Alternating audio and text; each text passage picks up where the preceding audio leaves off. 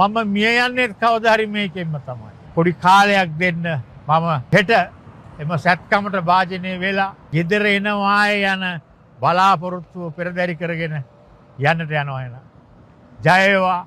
නිසා මම මගේ යුතුයකම දෙස් විදේශ ලාංකිකයින් වෙනුවෙන් නැවතත් ඉටු කරන්නට බලාපොරොත්තු වෙයි. ඒ අදහස පෙරදරි කරගෙන මම හෙට රෝහල් ගත වෙනවා. මම දන්නේ නැහැ දවස් කීයක් දින කීයක් මට රෝහල් ගතව ඇඳක් උඩ ඉන්න වෙයිද කියලා. ඒ ගැන ඉතින් එහෙම තමයි මිනිස්සු ලෙඩ වෙනවා ජීවිතේ යම් යම් කාලවකවානුවලදී. ඒක මට විතරක් පෞද්ගලික දෙයක් නෙමෙයි. පෞද්ගලික ප්‍රශ්නයකුත් නෙමෙයි. ආචාර්ය මහාචාර්යවරු දේශපාලනඥයෝ අගමැතිවරු ජනාධිපතිවරු එක තැන් වෙනවා. සාමාන්‍ය ස්වභාවික තත්ත්වය ඒකයි. නමුත් නැවත සුවය ලද සැනින් කවුද වරද කරන්නේ? ඒ කරන කෙනා කවුද? ඔහුගේ වර්ණය මොකද්ද? සලකුණ මොකද්ද? දරණ තනතුර මොකද්ද?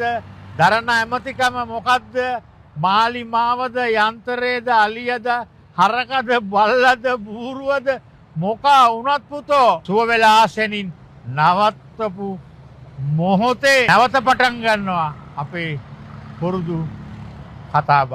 එතෙක් පොඩි කාලයක් දෙන්න මම හෙට එම සැත්කමට භාජනය වෙලා සාර්ථකව සැත්කමට මුහුණ දීලා අලුත් ධෛර්යයකින් අලුත් ශක්තියකින් අලුත් ජවයකින් අලුත් හයියකින් ඔබ හදපු ජනවරම වෙනුවෙන් එක නරකයි කියන්නත් අපි පසුබට නොවි ගෙදර එනවාය යන බලාපොරොත්තුව පෙරදරි කරගෙන යන්නට යනවා එන.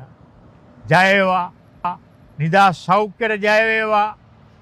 නිදහස් අධ්‍යාපනයට ජය වේවා.